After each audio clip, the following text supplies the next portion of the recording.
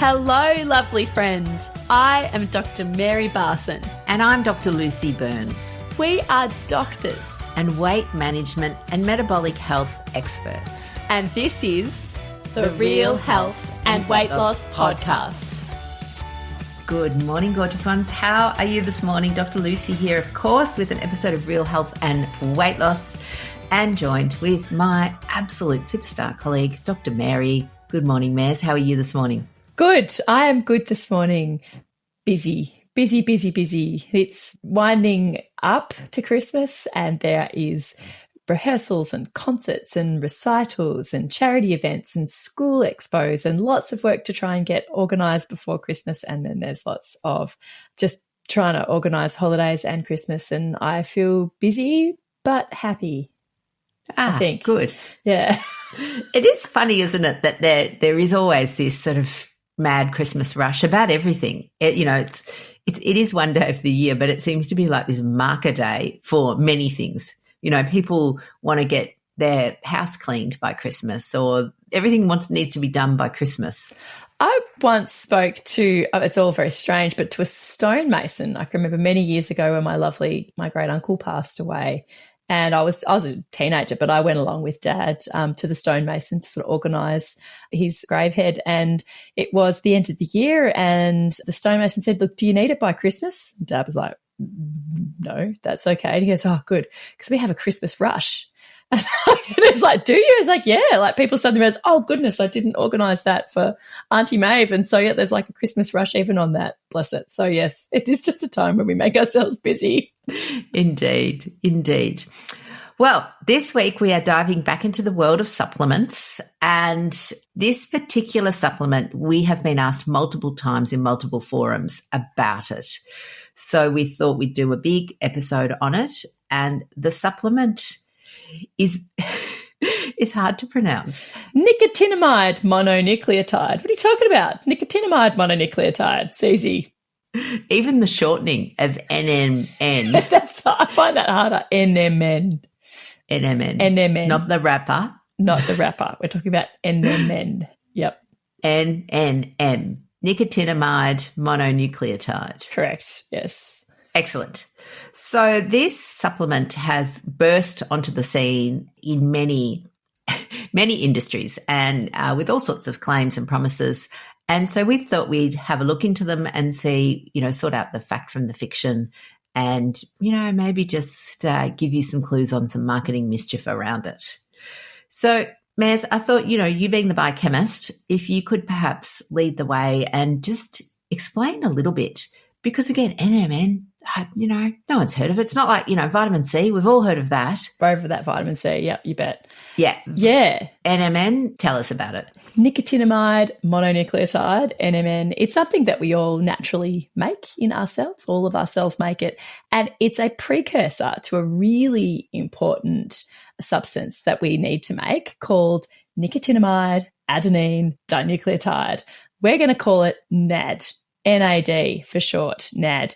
When you write it, it has to have a little plus sign on it just because of biochemistry, but we're just calling it NAD, people. So that's what we mean. So NAD. NAD is it's got a coenzyme. It's a vital coenzyme and it's called a coenzyme because it makes our enzymes work. It's like their friend, and helps them along, holds their hand and makes them work in a huge number of cellular processes that are involved in our metabolism and in our energy production.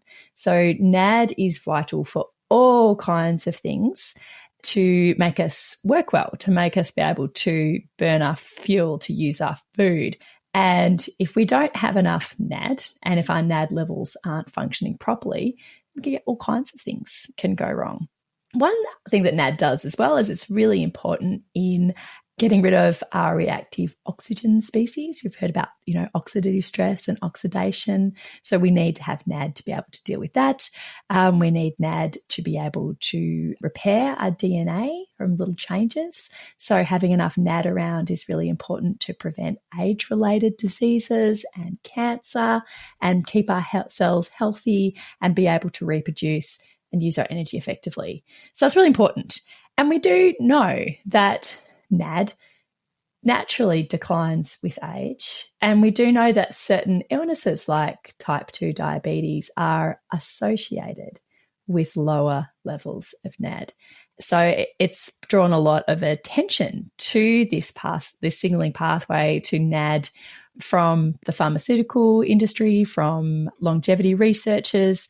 Is there something that we can do? How can we get NAD to work better? Because it's hypothesized that if NAD's functioning better, then we won't get as many age-related diseases, then perhaps we will be able to manage our fuel better. We won't get as many metabolic diseases, of which type 2 diabetes, obesity are some of those metabolic diseases. And coming back to nicotinamide mononucleotide, or the NMN,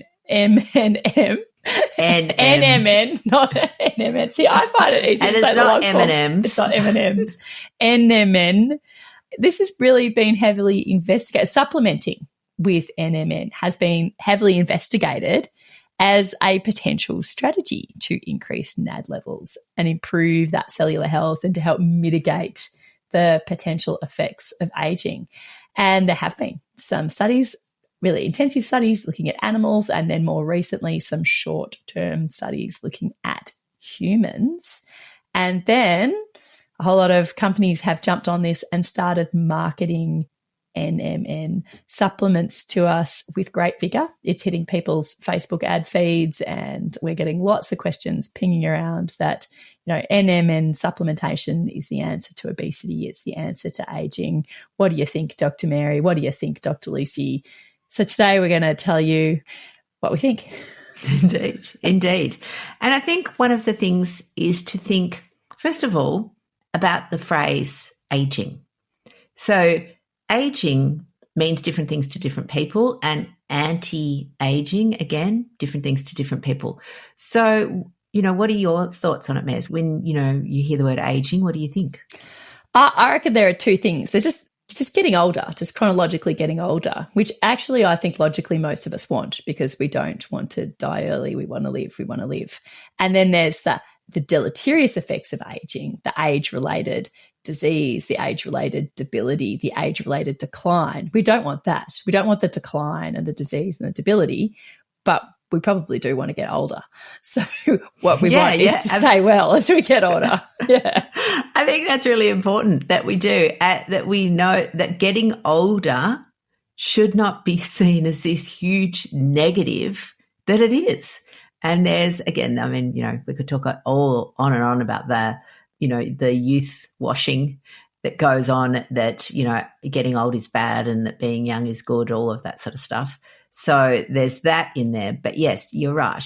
Definitely chronologically getting older is a good thing, because, my pop used to say there's only two options. You're either getting older or you're dead. Which one do you want? That's right. So, yeah. So, yes, we're accepting that getting older is normal. Again, my thoughts are most definitely we need to change the narrative around that, certainly in Western society, where, old is used as a slur, as being stupid, as being silly, as being you're just an old woman, as being, fuddly, all the things. Old is not the problem. It's, I think, some of the things that come, as you said, come with getting older. But what we're seeing now, again, is that they're coming younger. Type 2 diabetes used to be, as you said, age-related, except people are now getting it in their 30s and 40s. So it's not actually necessarily age-related. It's more lifestyle-related. And we're in this interesting time in the history of our species where, we've largely, not completely, but largely eliminated death from communicable diseases like infections, and we're living longer than we ever have, but we are not necessarily living healthier than we ever have. So I like the idea of not just looking at people's lifespan, but looking at your health span. So you want to slow down the effects, the more deleterious effects of chronic disease, while still living longer. And, it is proposed that MNN supplementation does that. Indeed. Interestingly, I did a talk not that long ago to a group of business women and were talking to them about this concept that we work really hard, all of us, whether you're a woman or a man, you work hard because you want to retire and gallivant around on, your moped or hike the Andes or whatever you want to do when you've got time in retirement. But interestingly, yes, we are living longer, but the health span has decreased, and the average now of people's that debilitating chronic disease right at the end, the average is 11 years. Which means there are some people who have a hell of a lot longer. So they might have 20 years of, debilitating chronic disease before they die. Because there are plenty of, we know there's plenty of people who go, oh my God, Fred was 93 and then he just dropped dead.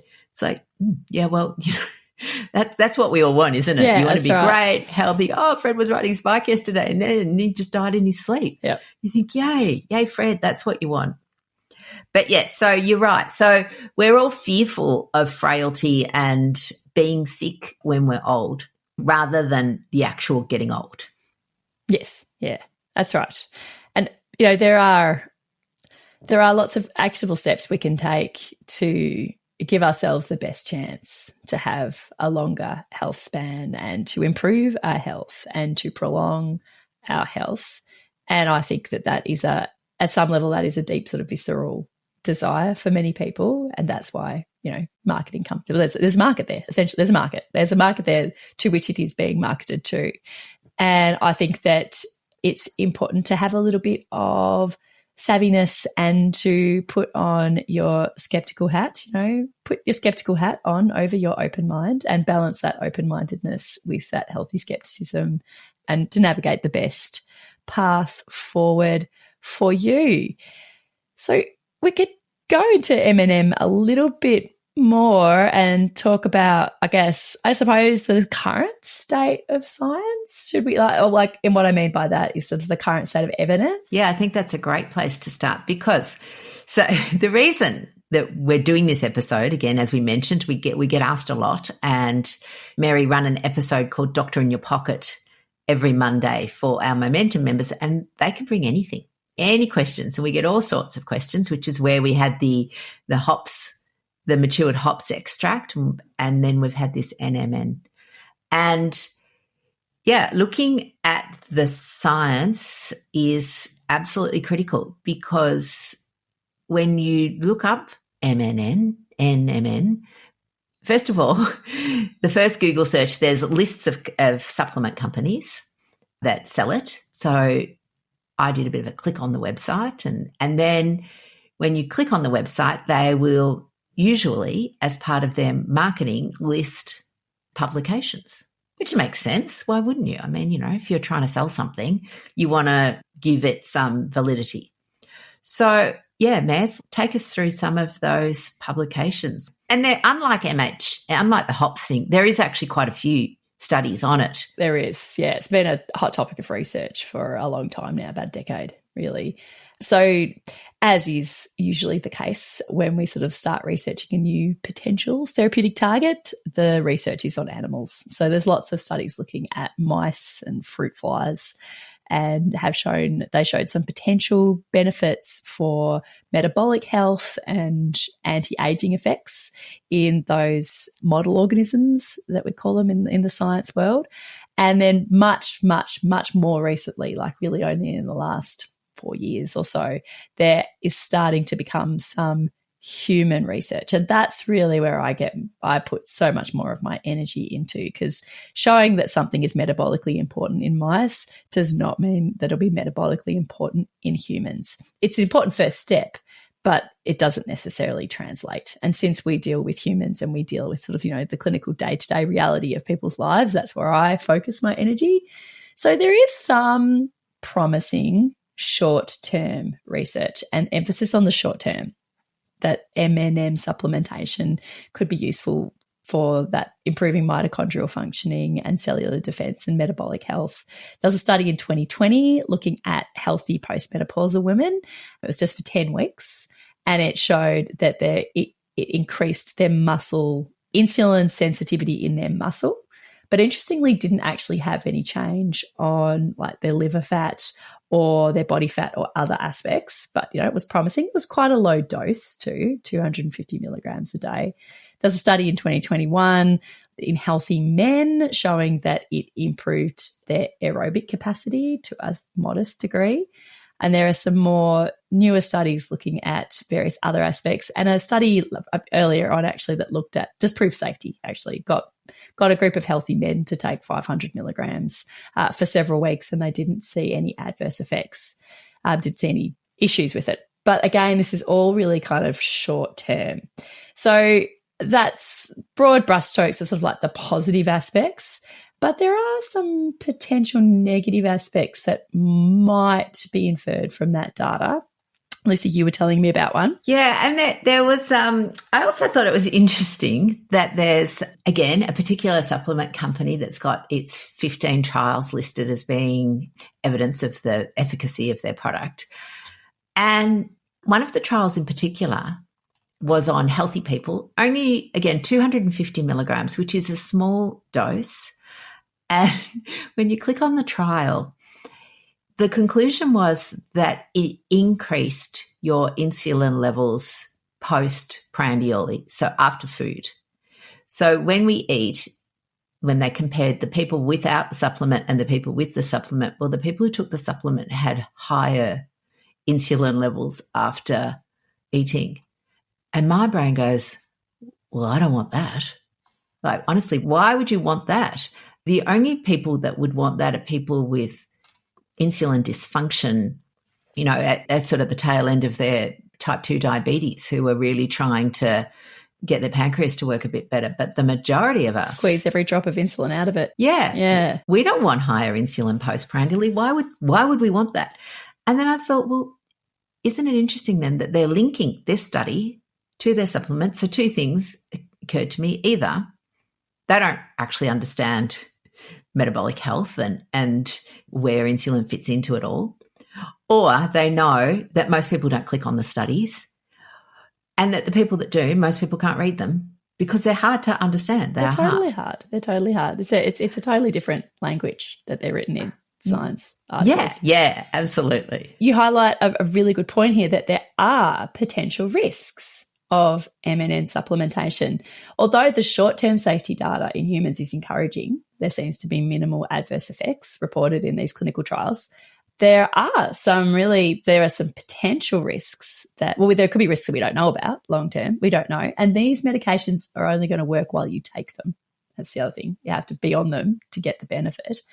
And some theoretical concerns from the preclinical studies are that we just don't know what kind of metabolic imbalances there could be from prolonged and excessive NAD, production. If we're going to push up our NAD continually, we don't actually know necessarily what the metabolic consequences will be. They might be okay. They might be disastrous. And there are also some theoretical concerns about cancer growth. So NAD does lots of things. It's really important, but it's essential for cellular growth.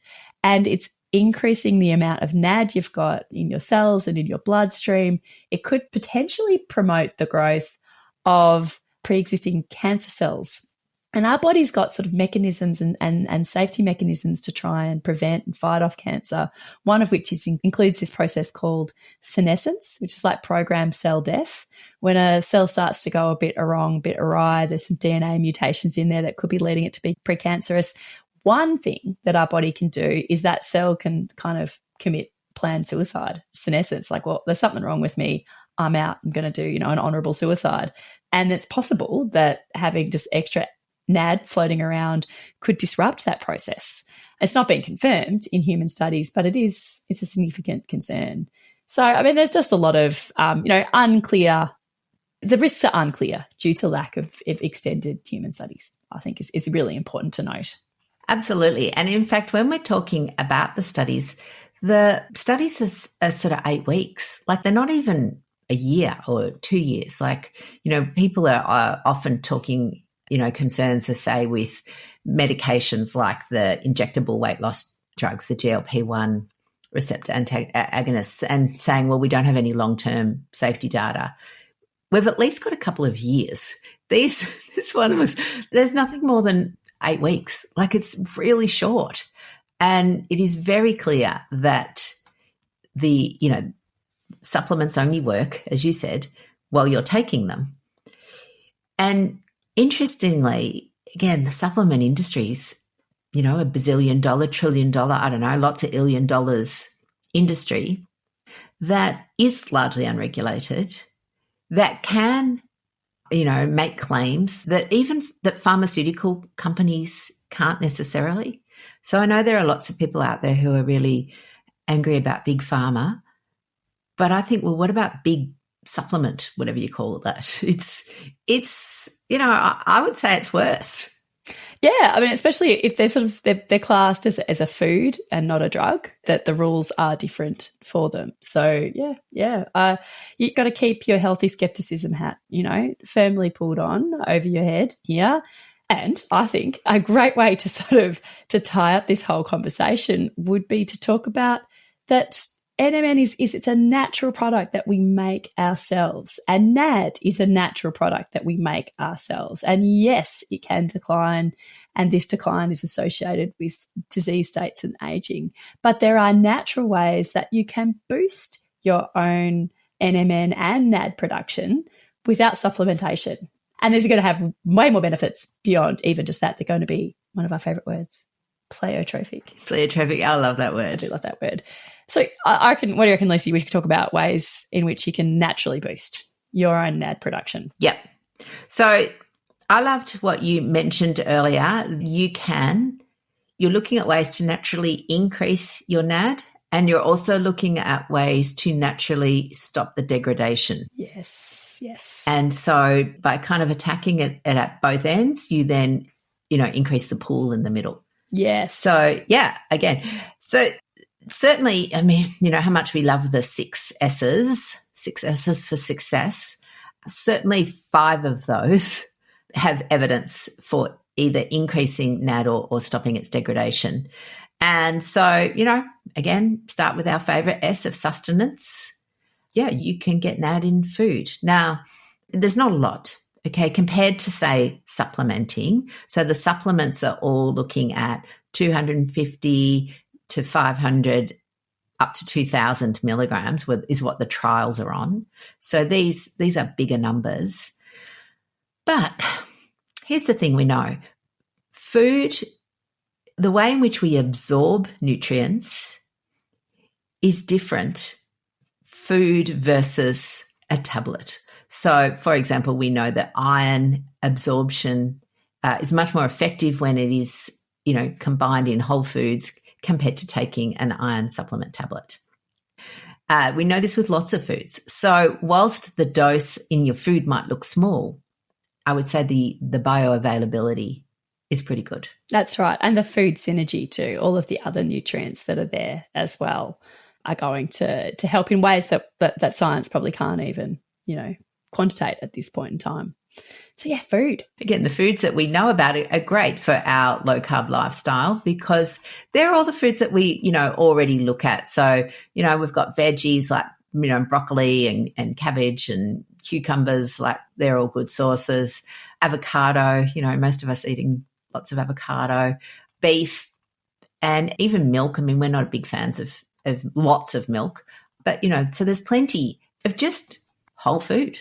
That's right. And you get the precursors that our bodies use to make the NMN. So tryptophan, the niacin, our bodies use that to make our own NMN. If we're getting a nice supply of real food, it's good. Oh, and coming up to Christmas, turkey is a pretty good source of tryptophan, just saying. So a bit of turkey, if you're into your animal foods, that's a good one to boost up your tryptophan to therefore boost your own M&M production. Absolutely. And another way to increase your NMN as sort of part of that sustenance, I guess, is some fasting. So the benefits of fasting are way beyond just calorie restriction, which is what some people will try and convince you of. There's things that go on during that process. So, yeah, definitely our body will make its own NMN. It turns on longevity pathways, the fasting, sort of it activates pathways in our genes and in our mitochondria that turn on these longevity genes. And one of those is one of the pathways, is a sirtuin pathway in particular, that helps us boost our own NAD production. So nurturing your body with some intermittent fasting is a great way to boost your NAD and have all those beautiful anti-aging and metabolic health benefits. Absolutely. Now, exercise, again, a word that can be very, triggering for people. We've spoken about this, if you've used exercise as a punishment for food, if people have told you you must exercise, if you've been flogged as a child to run around the oval when it was 35 degrees and you were hot. Yeah. Yeah, that might be me. There's many reasons for people to have just a negative thought process on exercise, but we do know that moving your body increases your NAD. It does. By promoting that mitochondrial function, that metabolic health, is a good way to increase your NAD synthesis. Yes. Do something you enjoy. Yeah. Look, my brain, whenever I'm doing any, and as we all know, my favourite thing to do is swimming. Well, it's not actually my favourite, but it's the thing I can do. So, we've got to balance practicality. There's no point having my favourite being ice skating when I can't ice skate. Yeah. So, yes. Indeed. But what I do in there is I just keep reminding myself of all the things that are happening whilst I'm doing it. So, my myokines are being activated, which is improving my mood. And now I can add more NAD. More NAD. That's right. More NAD, which is improving my longevity pathways, which is making me, decreasing. So increasing the health span or decreasing the sick span at the end. Yes. Okay, Maz, what else have we got? So we've got sustenance, we've got, movement, or, it doesn't have to be strength training necessarily in this one, but a movement one. And what are our other S's? Sleep. You could even, I know it starts with a C, but circadian rhythm alignment is really good. Our NAD production is intricately tied to our circadian rhythms. So getting some sleep is going to help support. So having a good regular sleep-wake cycle, getting some morning sunlight, avoiding light at night, going to bed on time, getting enough sleep, that's going to support your NAD production. And it's also going to help prevent the increased NAD breakdown that you get with sleep deprivation. So it's a double whammy. You can make more and you burn less. And you touched on one of the other S's being sunlight.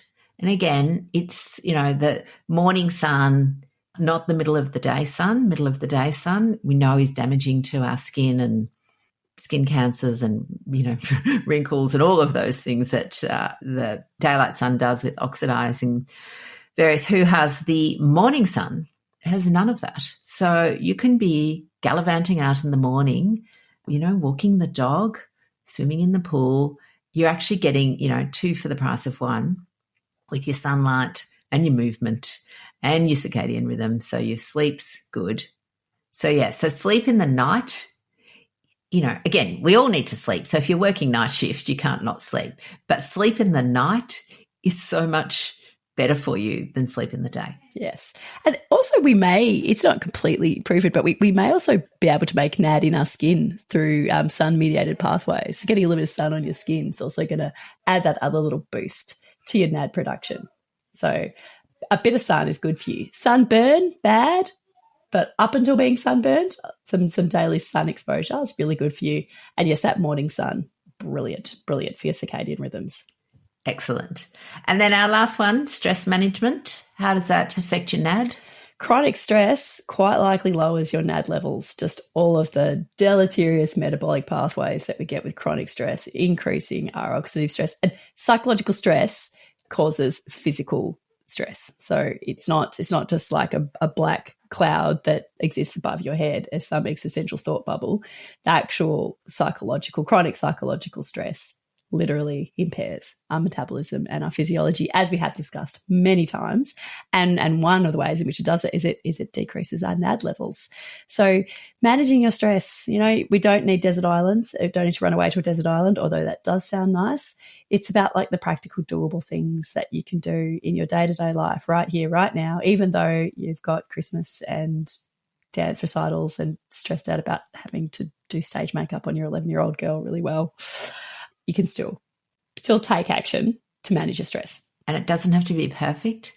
And again, every time you stop, every time you do some meditation or listen to a hypnosis, you can know that in the background you're NAD. You're just boosting this NAD. It could be a new mantra. I boost my NAD. I boost my NAD. I know. I had more NAD.